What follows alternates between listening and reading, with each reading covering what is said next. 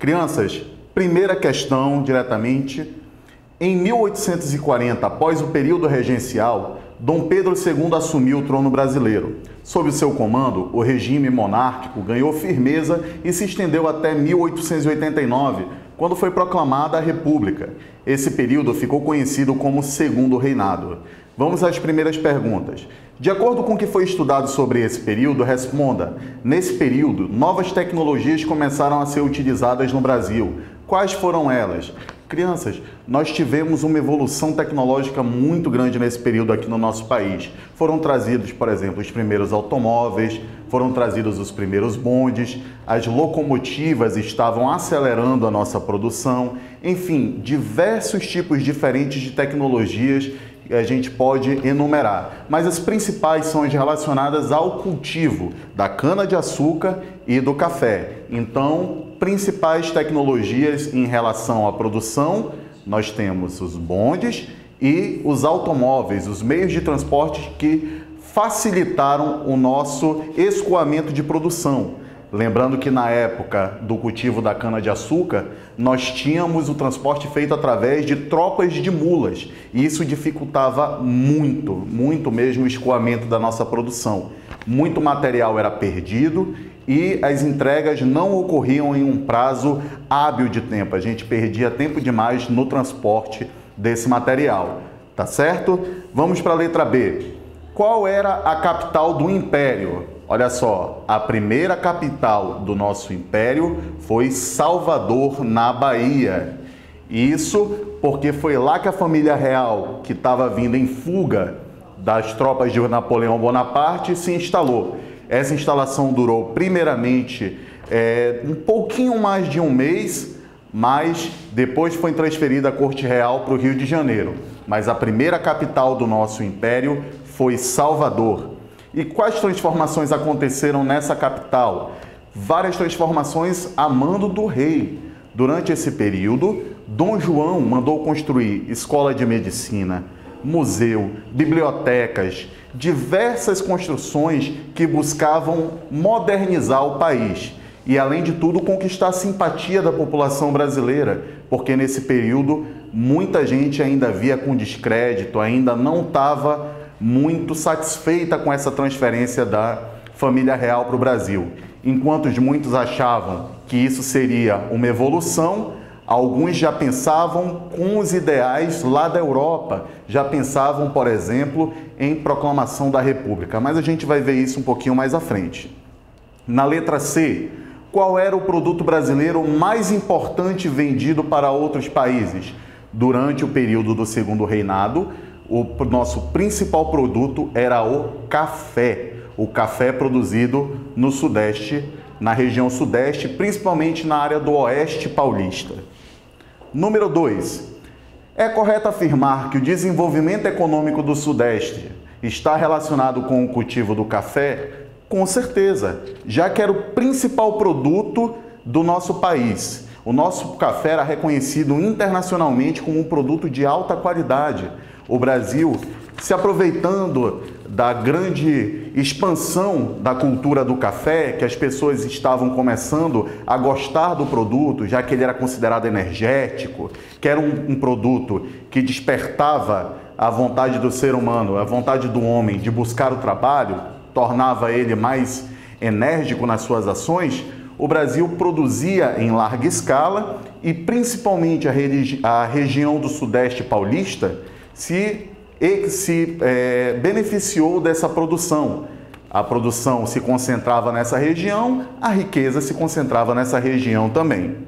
Na questão número 3, vamos lá. Vamos observar o gráfico. Ele nos mostra entre os anos de 1845 a 1852 o tráfico de escravos para o Brasil. Na letra A, em que período houve maior aumento do número de escravizados trazidos para o Brasil?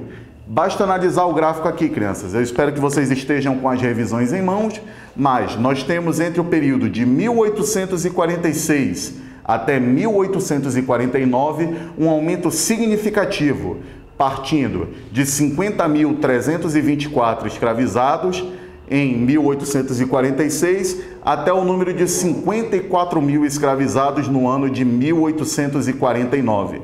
Esse foi o período principal em que foram trazidos os escravos para o nosso país. E na letra B, que atividade econômica ocupava grande parte dos escravos nesse período? A atividade econômica era a produção, colheita dos grãos de café nas lavouras do Oeste Paulista. A Rafaela respondeu aqui 1848, professor. 1848 foi o ano em que teve uma quantidade maior de escravizados trazidos para o país. Você está correta. Mas o período foi de 846 até 849, tendo em 1848 esse pico de escravizados trazidos para o Brasil, tá bom? Não está errado, é correta a sua colocação, tá bom, Rafaela? Professor, quem perdeu a nossa live faz o quê? Se inscreve no nosso canal do YouTube, vai lá, não perde a oportunidade. E mesmo quem não perdeu a live, se ficou alguma coisa que você não entendeu, quero rever aquela questão que não ficou bem clara, procura lá no nosso canal Escola Meu Caminho. Professor, eles estão pedindo para escrever essa questão no quadro. Vamos lá, escrevo sim. Claro. Lembrando que logo depois do fim da nossa live, nós estaremos disponibilizando os gabaritos através do nosso portal e provavelmente estaremos compartilhando também através dos grupos do WhatsApp, tá bom? Vamos lá, deixa eu colocar aqui para vocês. É a letra A ou a letra B que vocês querem que coloque no quadro? Acho que podia colocar as duas, né? Vou colocar as duas. Perfeito, tia Cristina.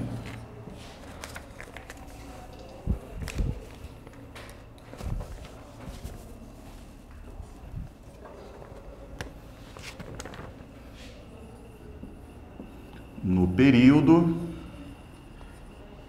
entre 1846 até 1849, tendo seu auge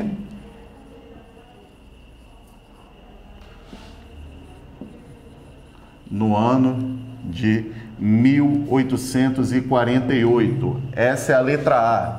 Aqui na letra B, a maior parte dos escravizados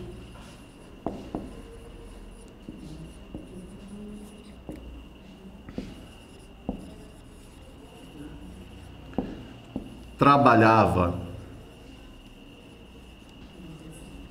no plantio,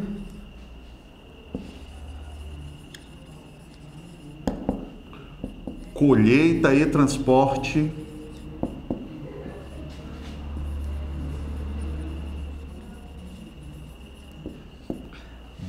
do café produzido.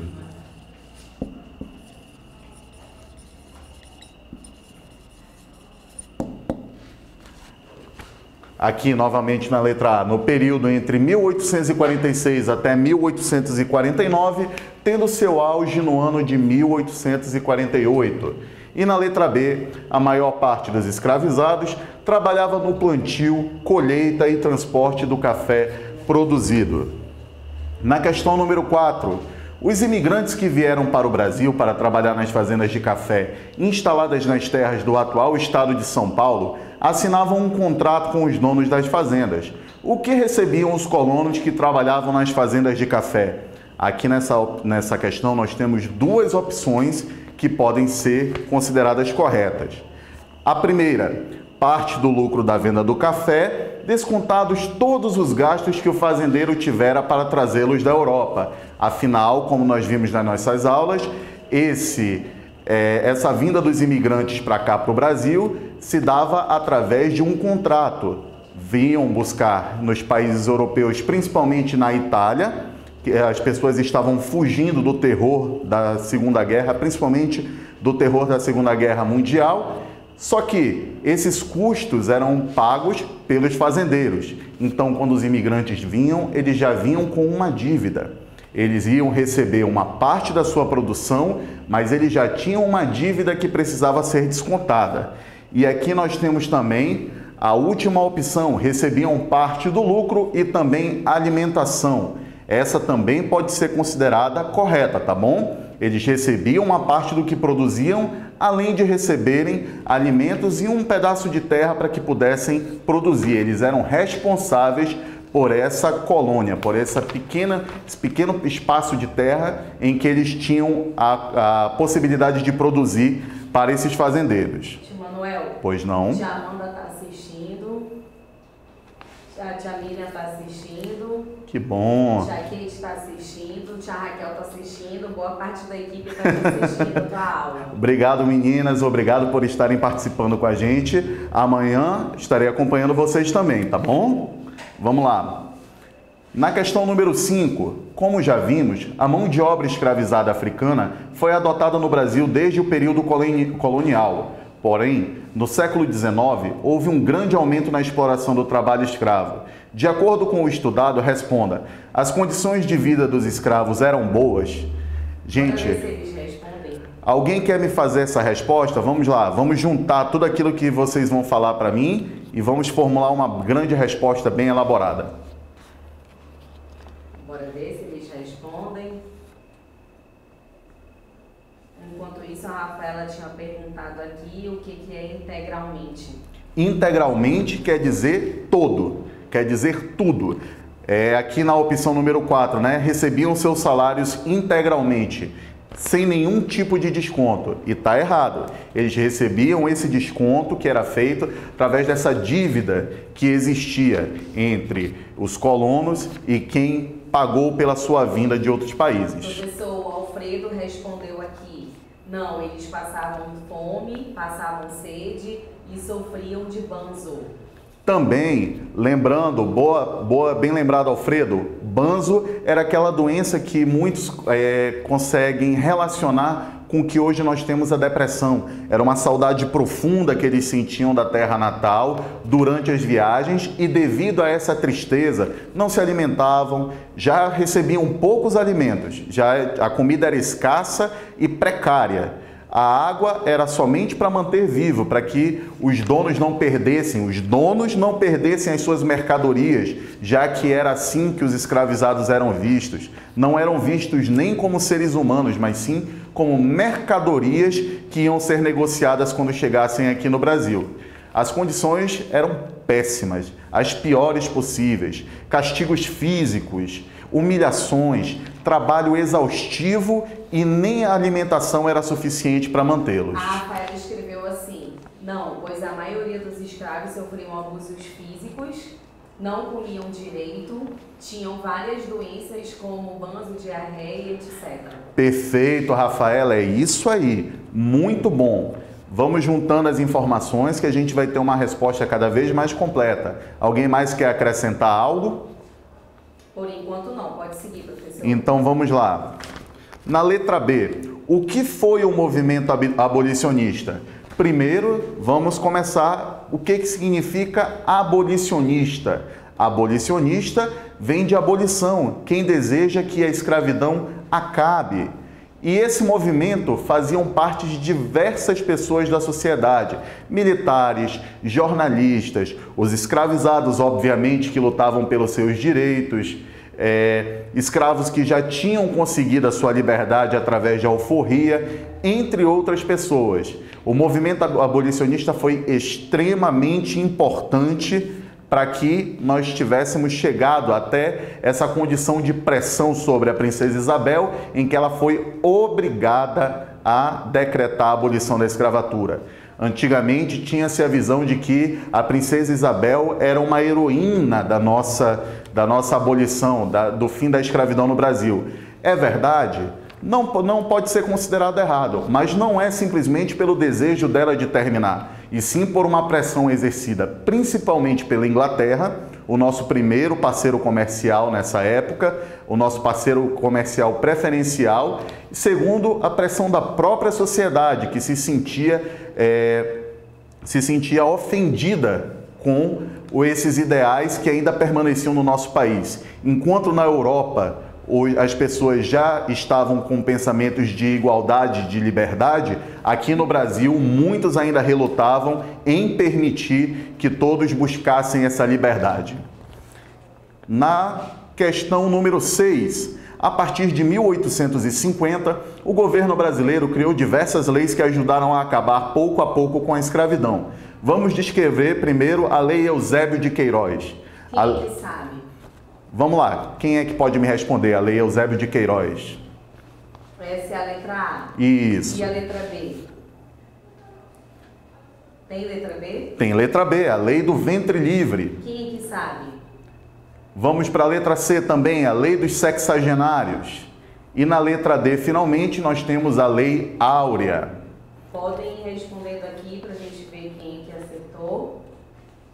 Letra A, qual é? Eusébio de Queiroz, a Lei Letra Eusébio B. de Queiroz. Letra B, Lei do Ventre Livre. Letra C, Lei dos Sexagenários. E na letra D, a Lei Áurea.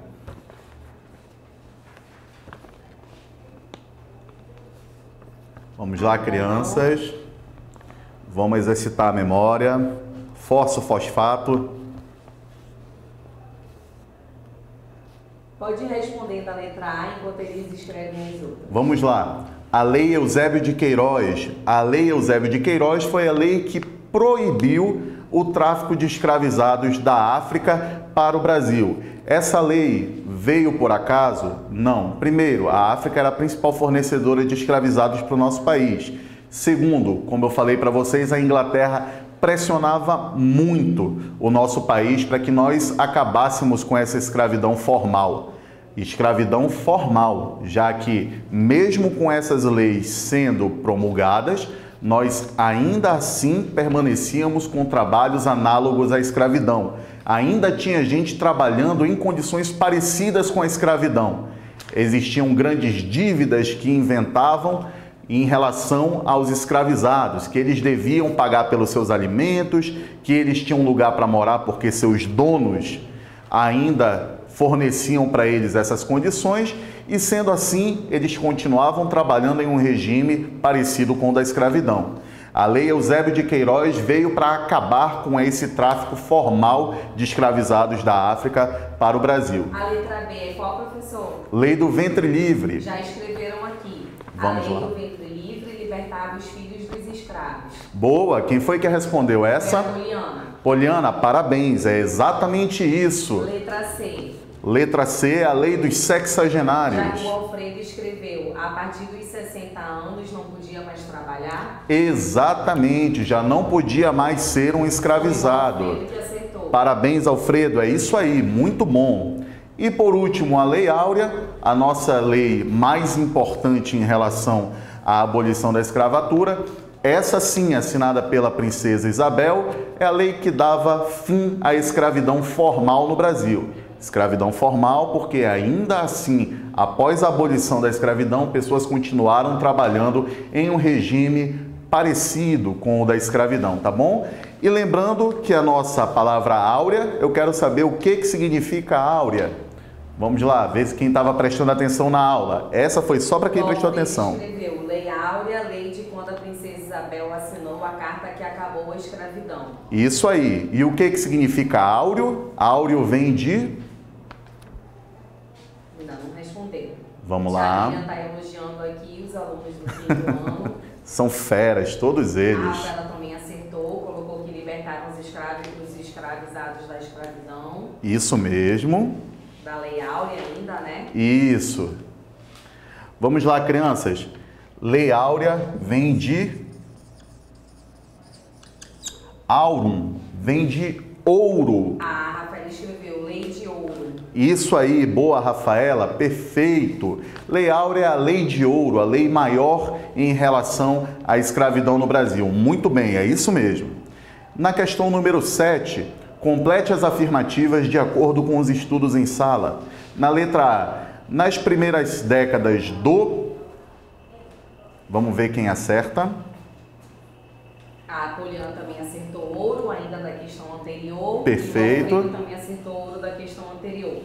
Qual é essa próxima questão, professor? É para completar as afirmativas de acordo com os estudos de sala. Essa primeira parte eu vou ajudar vocês. Nas primeiras décadas do Segundo Reinado, que foi esse período em que Dom Pedro estava no poder, ganhou presença na literatura uma geração de jovens autores brasileiros que pertencia a um movimento chamado Essa eu quero que vocês respondam para mim.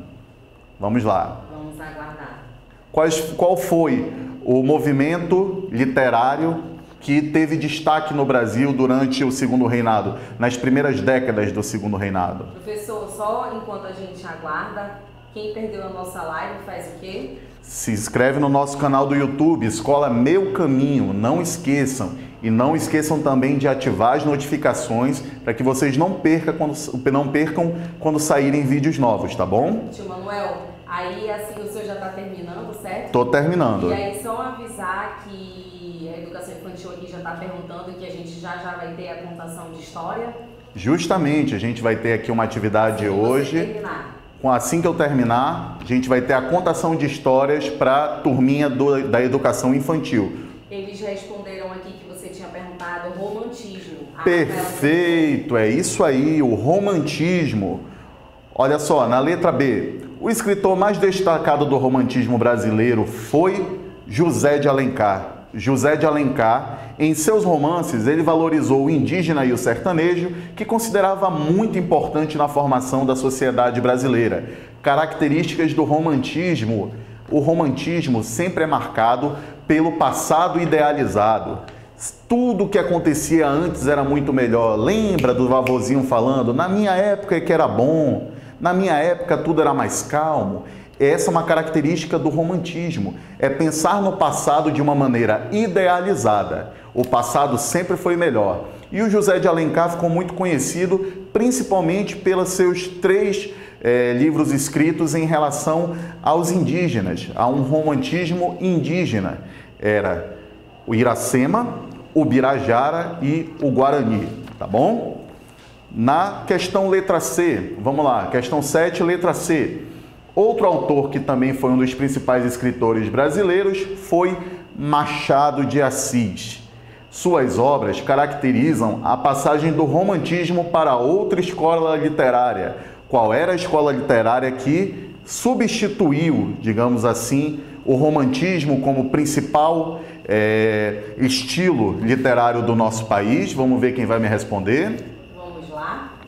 Tio, só falando que depois da contação de história da educação infantil, a tia Letícia vai voltar para fazer a correção na revisão de matemática A e B, que eles estão perguntando. Perfeito. Olha só, crianças, não esqueçam, depois da contação de histórias, assiste a contação de histórias também, vai ser bem legal. E depois vem a revisão da matemática A e B com a tia Letícia do 5º ano, tá bom? A Rafaela escreveu aqui Machado de Assis. Machado de Assis, e qual foi o estilo literário?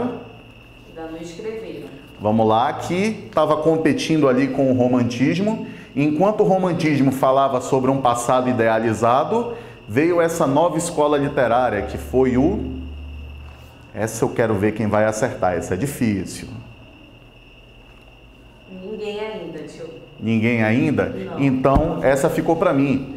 Nós temos o realismo. O realismo fez essa concorrência contra o romantismo na busca aí para ser o principal estilo literário do nosso país durante esse período. O realismo, ao contrário do romantismo, não pensava no passado, mas sim no cotidiano, na vida em que estava efervescendo ali no nosso reino. Tá bom, crianças?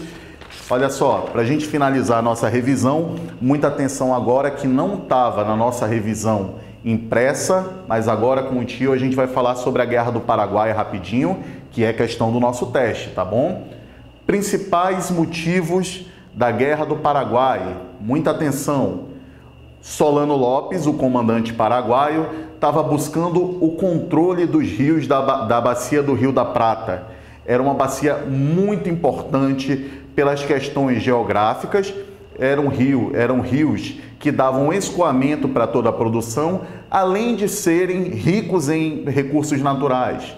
O Solano Lopes, que não poderia ser considerado um presidente, mas sim um ditador, já que ele não respeitava as decisões do povo, já que ele combatia os seus adversários políticos de maneira desleal, as eleições eram fraudadas quando existiam eleições e ele tinha uma vontade muito grande de conquistar territórios na nossa região.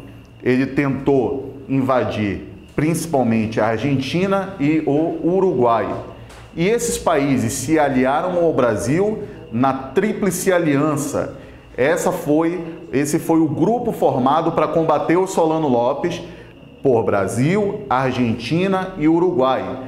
Essa Tríplice Aliança foi a maneira que foi encontrada para finalizar a guerra mais rapidamente. Só que isso não aconteceu. A guerra se estendeu por muitos anos. O Paraguai, nessa época, tinha um poderio militar bem grande e o Brasil, juntamente com a Argentina e o Uruguai, acabou contraindo muitas dívidas com outros países para manter essa guerra, para que não perdessem a guerra para o comandante paraguaio.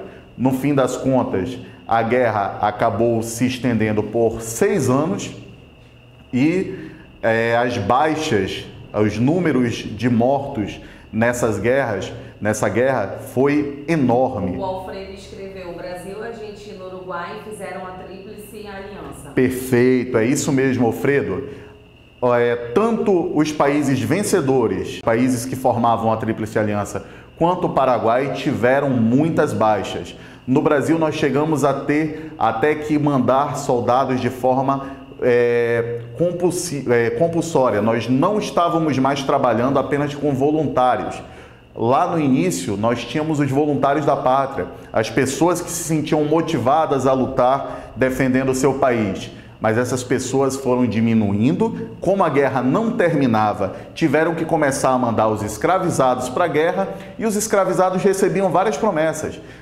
Para eles era prometido que, se voltassem vivos, seriam homens livres, receberiam os espólios da guerra, que são aqueles materiais que são conquistados do outro país, mas ainda assim muitas pessoas estavam morrendo, se recusando a ir para a guerra, e foi uma guerra que gerou um endividamento para o nosso país muito grande.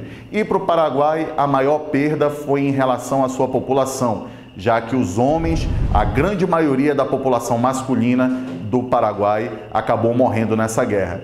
Crianças, com isso a gente encerra a nossa revisão, tá bom? Obrigado por acompanharem, fiquem com a gente para a contação de história, e crianças do 5º ano, não percam a revisão da tia Letícia de matemática A e B, tá bom? Até mais, crianças!